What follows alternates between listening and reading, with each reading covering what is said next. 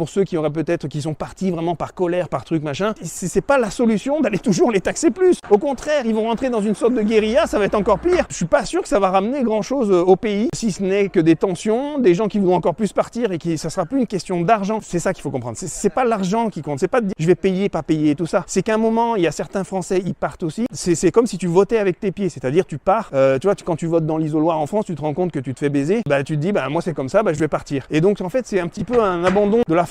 C'est un petit peu de dire bah moi je suis en colère donc je pars. Et donc s'ils pensent qu'ils vont rattraper les gens comme ça va pas marcher mon cochon. Il faudrait mieux aujourd'hui donner envie aux entrepreneurs d'entreprendre en France, de réussir en France, de rester en France. Et eux ils font l'inverse. Bref mon cochon, on s'enfonce en France, ça ira pas bien mieux. Donc si t'as envie de plier les Gaules, tire-toi parce que là ça sent la merguez et on s'en fout que tu aies donné du pognon plus tard ou pas. De toute façon, moi vu comment la direction que prend la France, je me dis l'avenir sera pas forcément meilleur en France, ça va être de pire en pire. Voilà où on y va, ça va taxer, encore taxer. Alors quitte à se barrer, tire-toi, que ce soit en slibard, en doudoune ou avec du pognon, pas du pognon. Voilà, moi je te le dis, il y a des solutions de vivre à l'étranger peinard.